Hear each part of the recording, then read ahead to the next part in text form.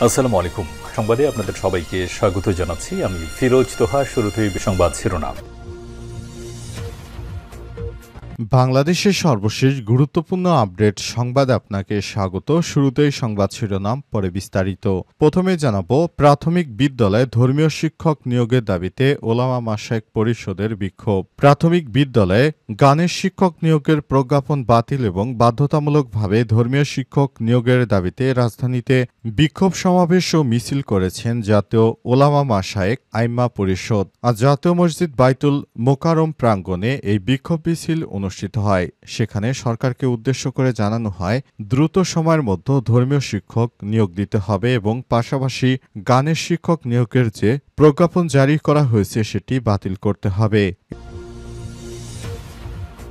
এরপর জানাবো, শেখ হাসিনার শেষ পরিকল্পনাও জানতেন জিএম কাদের। জুলাই আগস্টে ছাত্র জনতার আন্দোলন সামাল দিতে না পারলে মার্শাল্য জারি করানো যে পরিকল্পনা শেখ হাসিনা নিয়ে রেখেছিলেন তা জাতীয় পার্টির চেয়ারম্যান জিএম কাদেরের বক্তব্যে প্রমাণিত।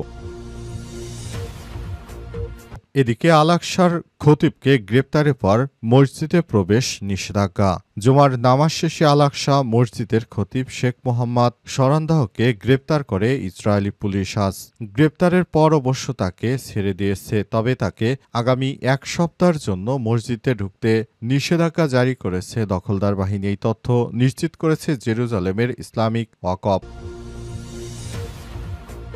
এবারে জানাবো, জনগণ যেহেতু পিআর চায় তাই পিআর পদ্ধতিই নির্বাচন দিতে হবে বললেন জামাত ইসলামের নেতা গোলাম পরোয়ার। বাংলাদেশ জামাত ইসলামের সেক্রেটারি জেনারেল মিয়া গোলাম পরোয়ার বলেছেন, জনগণ যেহেতু চায় এই সংখ্যানুপাতিক প্রতিনিধিত্ব বা পিআর পদ্ধতিতেই নির্বাচন দিতে হবে। জনগণের মতামত নিন, দেখবেন ৭০% মানুষ পিআর পদ্ধতিতে চায়। শুক্রবার রংপুর টাউন হল মাঠে বিক্ষোভ সমাবেশে সব কথা বলেন তিনি।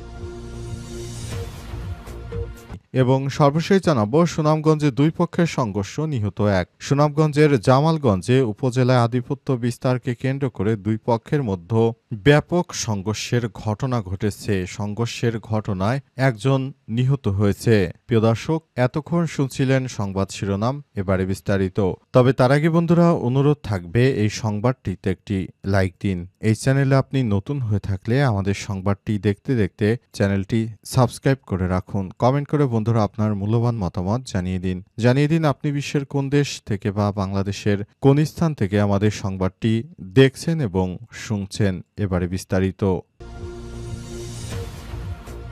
প্রাথমিক বিদ্যালয়ে ধর্মীয় শিক্ষক নিয়োগের দাবিতে ওলামা মাশায়েখ পরিষদের বিক্ষোভ। প্রাথমিক বিদ্যালয়ে গানের শিক্ষক নিয়োগের প্রজ্ঞাপন বাতিল এবং বাধ্যতামূলকভাবে ধর্মীয় শিক্ষক নিয়োগের দাবিতে রাজধানীতে বিক্ষোভ সমাবেশ ও মিছিল করেছে জাতীয় ওলামা মাশায়েখ আইম্মা পরিষদ। শুক্রবার ১৯ সেপ্টেম্বর জুমার নামাজ শেষে জাতীয় মসজিদ বাইতুল মোকাররমের উত্তর গেটে সমাবেশ অনুষ্ঠিত হয়। এতে বক্তারা বলেন, দেশের ভবিষ্যৎ প্রজন্মকে ইসলামী আদর্শে গড়ে তুলতে হলে গানের শিক্ষক নয় বরং ধর্মীয় শিক্ষক প্রয়োজন। গানের মাধ্যমে নৈতিকতা অর্জন সম্ভব নয়, বরং গানের মাধ্যমে মানুষকে আরও খারাপ দিকে ধাবিত করতে পারে। তাই ধর্মীয় শিক্ষক খুবই প্রয়োজনীয় হয়ে পড়েছে। তাই সরকারের প্রতি আমাদের অনুরোধ থাকবে, আপনি দয়া করে এসব গানের শিক্ষক নিয়োগ না দিয়ে সব জায়গাগুলোতে ধর্মীয় শিক্ষক নিয়োগ দিন। ধর্মীয় শিক্ষক খুবই প্রয়োজন, কারণ ধর্মীয় শিক্ষকরা প্রাথমিকের বাচ্চাদেরকে প্রথমে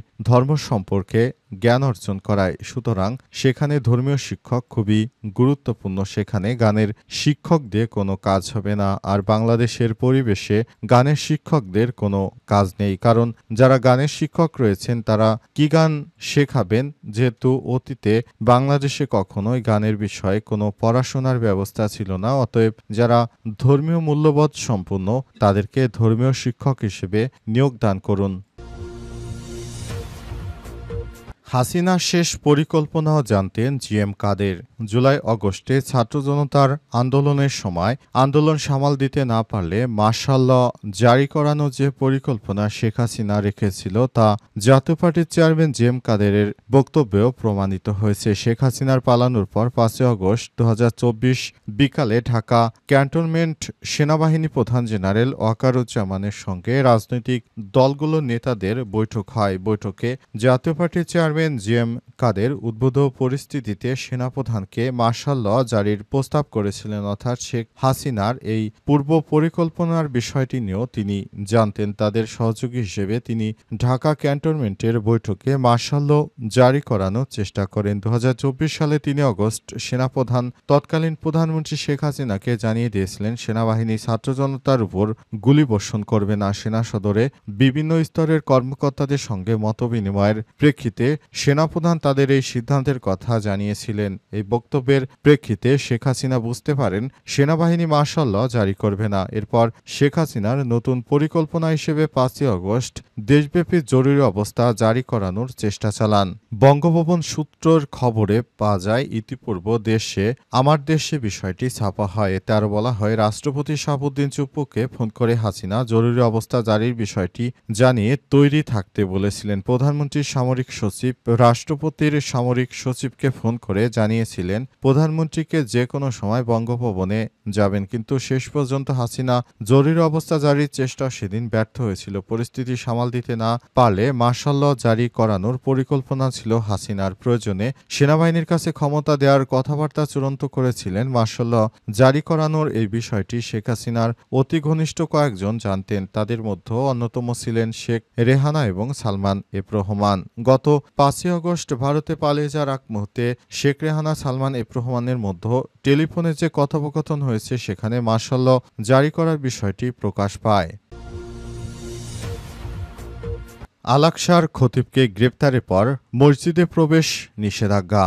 জুমার নামাজ শেষে আল-আকসা মসজিদের খতিব মোহাম্মদ সরান্দাহকে গ্রেপ্তার করে ইসরায়েলি পুলিশ। আজ গ্রেপ্তারের কিছুক্ষণ পর তাকে মুক্তি দেওয়া হলেও মসজিদে প্রবেশে 1 সপ্তাহের জন্য নিষেধাজ্ঞা জারি করা হয়েছে। এই তথ্য নিশ্চিত করেছে জেরুজালেম ইসলামিক ওয়াকফ। ওয়াকফের সংক্ষিপ্ত বিবৃতিতে জানানো হয়, ওই নিষেধাজ্ঞায় নবায়নযোগ্য, তবে গ্রেপ্তার বা নিষেধাজ্ঞার কারণ সম্পর্কে বিস্তারিত কিছু জানানো হয়নি। বিষয়ে ইসরায়েলি কর্তৃপক্ষ কোনো মন্তব্য করেনি। পর্যবেক্ষকরা মনে করছেন গাজায় চলমান সামরিক অভিযান প্রসঙ্গ এড়াতেই ইসরায়েলি কর্তৃপক্ষ আল-আকসা মসজিদের ইমাম ও খতিবের উপর নানাবিধ বিধিনিষেধ আরোপ করছে। 2023 সালের 7 অক্টোবর থেকে শুরু হওয়া গাজা উপত্যকায় ইসরায়েলি নির্বিচারে হামলা এখন পর্যন্ত 65,000-এর বেশি ফিলিস্তিনি নিহত হয়েছে, যাদের অধিকাংশই নারী ও শিশু। এছাড়াও লাখ লাখ বাস্তুচ্যুত হয়েছে এবং দুর্ভিক্ষে 440 জনের বেশি মানুষের মৃত্যু হয়েছে।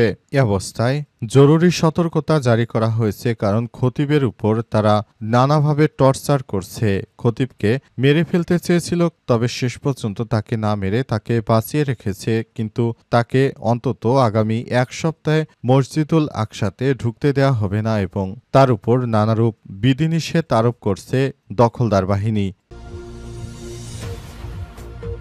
জনগণ যেহেতু চায়, তাই পিআর পদ্ধতিতেই নির্বাচন দিতে হবে বললেন গোলাম পরোয়ার। বাংলাদেশ জামাত ইসলামের সেক্রেটারি জেনারেল মিয়া গোলাম পরোয়ার বলেছেন, এদেশের মানুষ পিআর পদ্ধতির মাধ্যমে নির্বাচনের দাবি জানাচ্ছে, সুতরাং পিআর পদ্ধতির মাধ্যমেই নির্বাচন দিতে হবে। অন্তর্বর্তীকালীন সরকারের প্রধান উপদেষ্টাকে অনুরোধ করব, আগামী নির্বাচন যেন পিআর পদ্ধতিতে অনুষ্ঠিত হয়। এই নির্বাচনটা যেন সুষ্ঠু ও সুন্দরভাবে অনুষ্ঠিত হয়, সেজন্য আমরা সব রকমের প্রস্তুতি গ্রহণ করতে শুরু করেছি। পিআর পদ্ধতিতে নির্বাচন না হলে নতুন বাংলাদেশের যে কাঙ্ক্ষিত আকাঙ্ক্ষা ছিল সেটি পূর্ণ হবে না। সুতরাং নতুন বাংলাদেশ গড়ার প্রকালে অবশ্যই আমাদেরকে নতুন বাংলাদেশ গড়ার জন্য বিষয়টিকে সেইভাবে পরিলক্ষিত করতে হবে। অন্তর্বর্তীকালীন সরকারের প্রধান উপদেষ্টা প্রফেসর ডক্টর মোহাম্মদ ইউনূসের কাছে জামাত ইসলামের বিগত সময় ধরে তাদের দাবি ছিল, এদেশে যেন সংখ্যানুপাতিক পদ্ধতিতে নির্বাচন অনুষ্ঠিত হয়। শুধুমাত্র বিএনপির জন্য এই বিষয়গুলো হয়নি। তাই নতুন বাংলাদেশ গড়ার জন্য পিআর পদ্ধতির কোনো বিকল্প নেই। পিআর পদ্ধতির মাধ্যমে দেশটাকে একটি সুষ্ঠু ও সুন্দর জায়গায় নিয়ে যাওয়া সম্ভব বলে মনে করেন তারা। তাই নতুন বাংলাদেশ গড়তে পিআর পদ্ধতির মাধ্যমে ভোট দেওয়ার জন্য সবাইকে আহ্বান জানানো হয়েছে।